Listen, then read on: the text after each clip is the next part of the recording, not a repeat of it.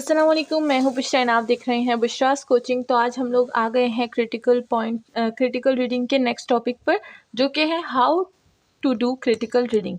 अब critical reading हमने पढ़ लिया, what is critical reading, and then हमने क्या किया, हमने उसकी सारी डिटेल्स पढ़ ली। अब हम लोग देखेंगे क्रिटिकल रीडिंग हम लोग करते किस तरह से हैं। ठीक है, इसके लिए कुछ इंपॉर्टेंट पॉइंट्स की ज़रूरत है, तो चलिए आज इसको इंपॉर्टेंट पॉइंट्स को डिस्कस करते हैं।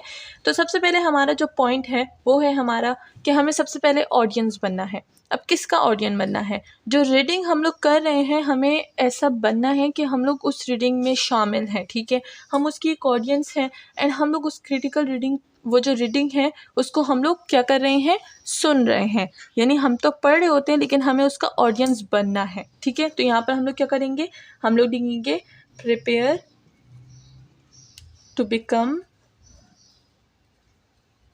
अ पार्ट ऑफ ऑडियंस। ठीक है, तो हमें क्या करना है, ऑडियंस बनना है उस रीडिंग का। सबसे पहले काम ये हो गया। नाउ नेक्स्ट करते हैं, जो कि इम्पॉर्टेंट पॉइंट है, मैं आपको बार बार बता रही हूँ कि क्रिटिकल रीडिंग क्या होती है, ओपन आई से होती है, यानी जजमेंटल आई से होती है। तो हम लोग को क्या करना है, अपनी जो आइज़ है वो ओपन रखनी है, यानी अपना दिमाग ओपन रखना है। आइज़ से मुराद यहाँ पर दिमाग की बात हो रही है। ठीक है, तो यानी अब आप बोलेंगे रीडिंग तो हम लोग ओपन आई से करते हैं, क्लोज से तो कर नहीं सकते, लेकिन यहाँ पर ओपन आई को दिमाग का बताया गया है कि दिमाग आपने क्या करना है, ओपन रखना है, तभी आप जो रीडिंग है उसको क्रिटिकली रीड कर पाएंगे। क्रिटिकल का मतलब भी बता चुकी हूँ कि ये होता है जजमेंटल। ठीक है, जज करना होता है हमने उस रीडिंग को, इसीलिए हमने आई ओपन करनी होती है, एंड आई ओपन करने से मुराद होता है दिमाग को ओपन करना। तो दिमाग को ओपन रखिएगा वरना आप क्रिटिकल रीडिंग नहीं कर पाएंगे। ठीक है, तो यहाँ पर हम लोग लिख देते हैं कि प्रिपेयर टू रीड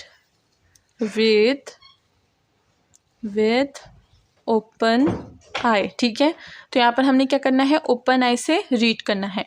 नाउ हमने सबसे पहले क्या, इसके बाद क्या करना है, अब हम लोग ऑडियंस बन गए, हमने ओपन आई से रीड करना स्टार्ट कर दिया। सबसे पहले हम लोग कंसिडर करेंगे टाइटल को, तो यहाँ पर लिखेंगे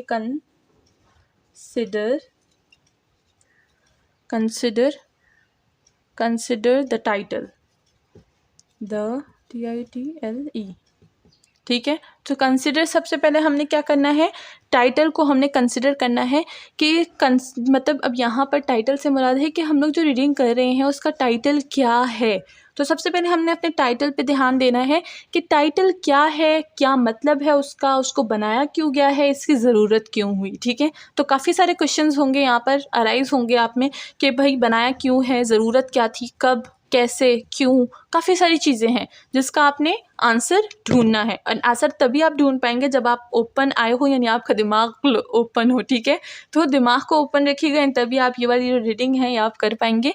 नाउ नेक्स्ट स्टेप की तरफ चलते हैं। ये सारे जो हैं ये स्टेप्स वाइज आप लिख सकते हैं या आप इसको पॉइंट्स वाइज भी लिख सकते हैं। ठीक है, एंड ये वाला जो क्वेश्चन है how we do critical reading, ये भी अक्सर एग्जाम्स में आता है। तो हमने क्या कर लिया, कंसिडर कर लिया टाइटल को। नाउ हम लोग क्या करेंगे, मेक करेंगे नोट्स को। ठीक है, अब हमने रीडिंग तो कर रहे हैं, हमने कंसिडर कर लिया टाइटल को भी, नाउ बारी आती है नोट्स की, हमने नोट्स मेकिंग करना है। तो अब बोलेंगे कि नोट्स मेकिंग जो है वो काफ़ी पुराना ज़माने का आइडिया है, लेकिन नोट्स मेकिंग हमेशा हमारे पास जो क्या है वो हमेशा काम आती है। जब भी आप किसी चीज़ के नोट्स बनाएं तो आपको वो चीज़ देखते ही पता चल जाती है कि हाँ इसके नोट्स में मैंने ये लिखा था। ठीक है, जैसे हम लोग क्लास में लेक्चर सुन रहे होते हैं एंड हम लोग बीच में नोट्स बना रहे होते हैं, तो जो नोट्स बना रहे होते हैं उनको बहुत ज़्यादा आइडिया होता है कि इस टॉपिक में क्या क्या है, एंड जो नोट्स नहीं बनाते उनको आइडिया भी नहीं होता क्योंकि वो भूल चुके होते हैं, उन्होंने नोट्स नहीं बनाए होते, इस वजह से वो भूल चुके होते हैं कि इस टॉपिक में क्या है। नाउ नोट्स हम लोग बना रहे हैं एंड उसी के दौरान हमने क्या करना है, रीड स्लोली करना है क्योंकि हम नोट्स बना रहे हैं। तो यहाँ लिख देंगे रीड स्लोली, क्योंकि हम नोट्स बना रहे हैं तो हमने रीड स्लोली करना है ताकि हम लोग कोई भी पॉइंट्स मिस ना करें। ठीक है, देन हमने क्या करनी है, जो इम्पोर्टेंट चीज़ है, या फिर आप कोई क्या करें, टूल यूज़ करें या फिर कोई डिक्शनरी, कुछ भी ऐसी चीज़। आजकल के ज़माने में काफ़ी सारी चीज़ें आ गई हैं, पहले होता था सिर्फ डिक्शनरी होती थी, नाउ काफ़ी सारे टूल्स आ गए हैं, तो आप वो यूज़ कर सकते हैं या फिर आप डिक्शनरी यूज़ कर सकते हैं। तो यहाँ पर हम लोग लिख देंगे use the dictionary and other appropriate tools, ठीक है। तो आप कोई से भी टूल्स यूज़ कर सकते हैं, इट्स योर ओन चॉइस। आप डिक्शनरी यूज़ करें, आजकल मोबाइल में डिक्शनरी भी होती है, अदर टूल्स भी होते हैं जैसे जिसमें पिक्चर आ जाती है या फिर गूगल आ जाता है, काफ़ी सारी चीज़ें हो गई हैं, तो आप वो भी यूज़ कर सकते हैं। एंड हमने आखिरी में क्या करना है, आखिरी में हमने करना है ड्रॉ आ कंक्लूजन। अब हमने सारी चीज़ें कर ली, ठीक है, हमने नोट्स बना लिए, हमने क्रिटिकल रीडिंग कर ली, ऑडियंस बनकर हमने डिक्शनरी वगैरह सब कुछ यूज़ कर लिया, जिससे हम लोग क्या करें, रीडिंग में हमें हेल्प मिले। एंड देन लास्ट में हमने जो इम्पॉर्टेंट चीज़ है जिसके लिए हमने एक क्रिटिकल रीडिंग की, कंक्लूजन, वो कर देना है। एंड देन कंक्लूजन के बाद दी एंड हमारा जो टॉपिक है वो ख़त्म हो गया, हमारी क्रिटिकल रीडिंग एक सक्सेसफुल, एंड हमारी जो वीडियो है वो भी एंड हो गई है। इसी के साथ आज की वीडियो का एंड करते हैं, मिलते हैं नेक्स्ट वीडियो में जिसमें हम लोग पढ़ेंगे importance of critical reading end of course the purpose of critical reading and काफ़ी सारी और चीज़ें पढ़ेंगे। तो मिलते हैं नेक्स्ट वीडियो में, अपना ख्याल रखिएगा, चैनल को लाइक सब्सक्राइब शेयर करना बिल्कुल ना भूलिएगा। Thank you so much.